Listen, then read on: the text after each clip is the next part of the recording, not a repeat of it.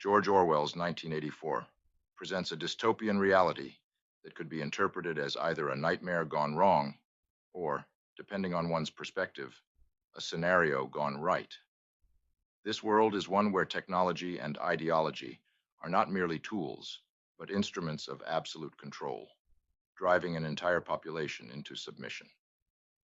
We shall examine these concepts with logical rigor and consider their implications in our present world. He thought of the telescreen with its never-sleeping ear. They could spy upon you night and day, but if you kept your head, you could still outwit them. With all their cleverness, they had never mastered the secret of finding out what another human being was thinking. The telescreen, a device utilized by the party, functions as both a propagandistic medium and a mechanism of perpetual surveillance. It is not content with merely informing the populace. It seeks to dominate their every waking moment, while ensuring that no thought escapes the party's gaze. In a rational comparison, one can observe that modern devices such as smartphones and laptops, although not imposed upon us by a totalitarian regime, nonetheless gather data incessantly. The critical distinction lies in the fact that we have voluntarily embraced this surveillance, paying for the privilege of being monitored, a logically curious phenomenon when contrasted with the enforced surveillance of Orwell's Oceania. Don't you see that the whole aim of Newspeak is to narrow the range of thought? In the end, we shall make thought crime literally impossible, because there will be no words in which to express it. The party's manipulation extends beyond physical control to the very structure of language itself through Newspeak, a simplified form of English designed to constrain thought. This represents an application of logic by the party, albeit a perverse one. By reducing language, they reduce the capacity for rebellion. The parallels to our present era are evident in the evolution of digital communication.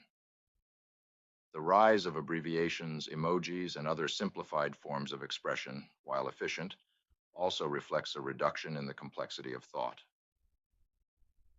Logically, if this trend were to continue unchecked, it could erode our ability to engage in nuanced or critical thinking, much like the enforced linguistic limitations in 1984.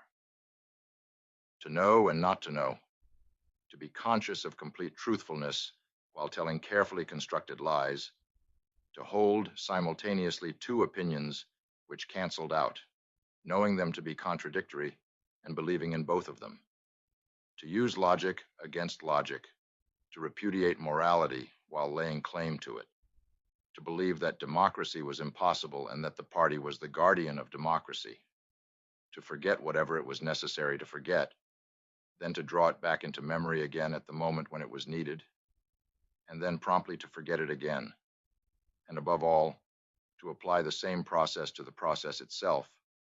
That was the ultimate subtlety, consciously to induce unconsciousness, and then, once again, to become unconscious of the act of hypnosis you had just performed. Even to understand the word doublethink involved the use of doublethink. Doublethink, the ability to hold two contradictory beliefs simultaneously, epitomizes the party's most insidious form of control. It is a gross violation of logical principles, yet the citizens of Oceania are conditioned to accept and even practice this mental dissonance. In a contemporary context, we observe similar phenomena when public figures disseminate falsehoods, fully aware of their inaccuracy, yet they and their followers maintain these contradictions with impunity. Historical instances, such as the Iraq War, where misinformation was accepted and propagated, demonstrate that doublethink is not confined to fiction, but is a recurring element in the human experience. The essential act of war is destruction, not necessarily of human lives, but of the products of human labor. War is a way of shattering to pieces, or pouring into the stratosphere, or sinking in the depths of the sea, materials which might otherwise be used to make the masses too comfortable, and hence, in the long run, too intelligent. The very word war, therefore, has become misleading. It would probably be accurate to say that by becoming continuous, war has ceased to exist. War is peace. The concept of endless war, as depicted in 1984, serves a dual purpose. It consumes resources that could otherwise elevate the populace's standard of living, and maintains a constant state of fear, thereby justifying the party's rule. Logically, this endless conflict is not about victory, but about sustaining control. Modern analogs can be found in the forever wars of the 21st century, where conflicts persist with questionable objectives, draining resources, and instilling a continuous state of insecurity among the populace. This, too, is a logical strategy of control, albeit one that is deeply unethical.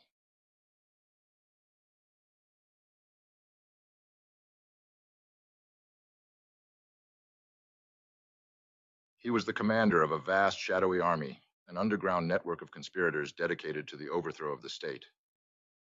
Figures like Goldstein and Orwell's narrative serve as focal points for the party's orchestrated hatred and fear. This is a logical strategy for unifying the populace against a common enemy, even if that enemy is largely a construct.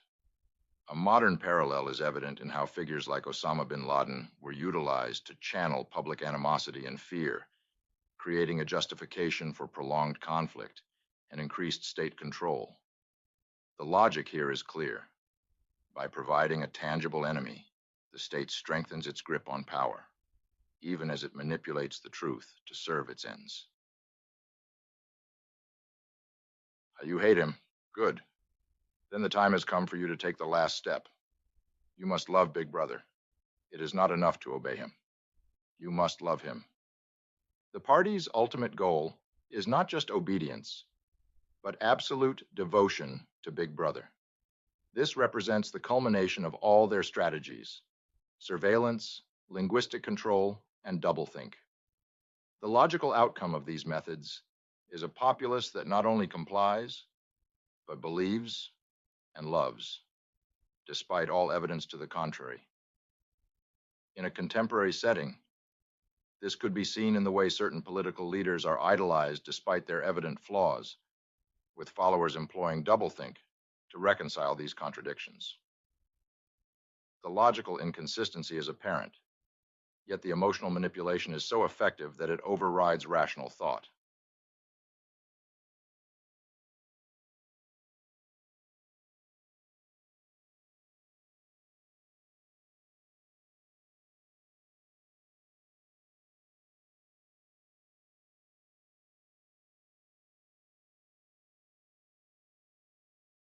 In conclusion, 1984 offers a logical, albeit disturbing, extrapolation of the consequences of unchecked power and surveillance.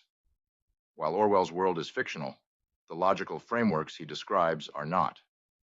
It is imperative that we apply rigorous logic to our own reality to prevent such a future from becoming our own. In analyzing 1984 through a lens of logic and contemporary relevance, we observe that Orwell's dystopian vision is not merely a work of fiction, but a cautionary tale with clear parallels to our modern world. The manipulation of technology, language, truth, and emotion in the service of control demonstrates the potential for such systems to perpetuate tyranny if left unchecked. As we navigate our own reality, it is crucial to apply logical scrutiny and critical thinking to safeguard against the erosion of freedom and autonomy. The warnings embedded in Orwell's work serve as a reminder that vigilance and reason are our best defenses against the descent into a similarly dystopian future. So, as always, live long and prosper, like and subscribe to the channel. I'll leave with one final quote. Who controls the past controls the future. Who controls the present controls the past.